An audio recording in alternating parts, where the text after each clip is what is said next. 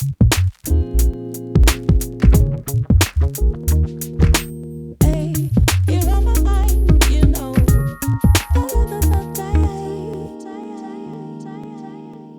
our previous videos, we focused on paying off debt.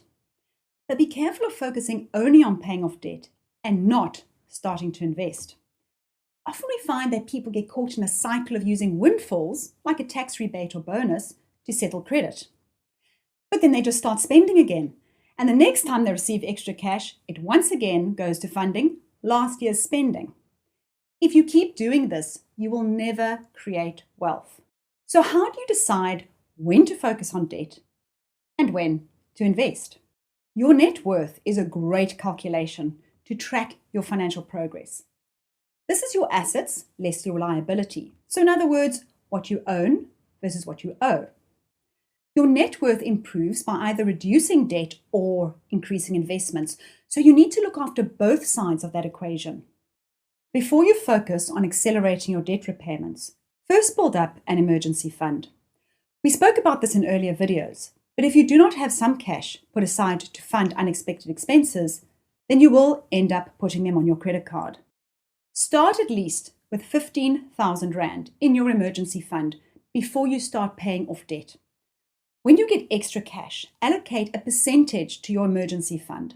Your aim is to build up at least 3 months of living expenses. Now you can target that short-term debt, like store cards and credit cards. If your debts are very high and you're worried about defaulting, then you need to focus your resources on paying down those debts, specifically the high interest-bearing ones like overdrafts, credit cards, and personal loans. But once your debts are manageable and you're at a point where you'd like to have less debt and more savings, then you should follow a dual strategy of paying off debt and building wealth. Waiting to invest one day has a significant cost impact.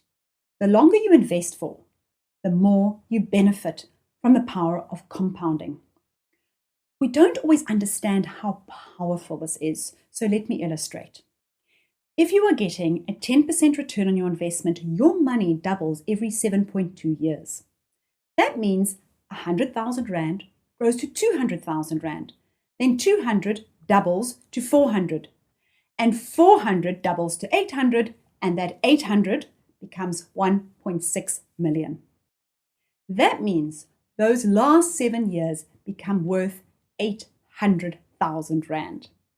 For every additional 7 years you invested, the more powerful compounding becomes.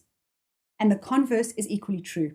For every 7 years you don't invest, you lose significant potential returns.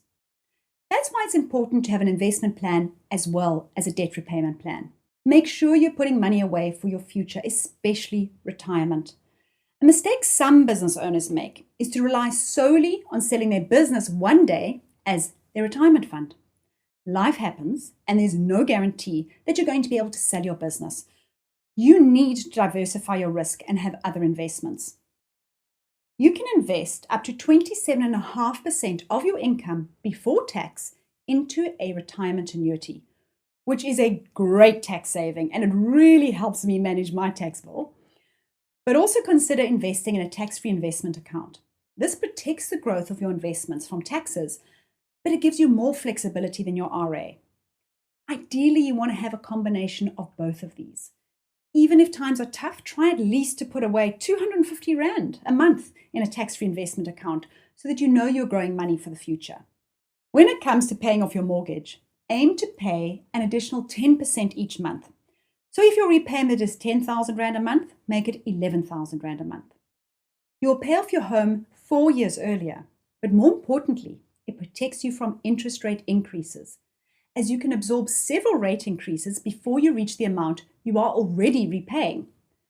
It also builds up equity in the property, which you could draw on if times get tough. The more you pay into your mortgage, the faster it will be paid off. But again, balance this against all your other goals. When you get that windfall, make sure you have a diversified approach to your net worth by paying off liabilities, but also growing your asset base.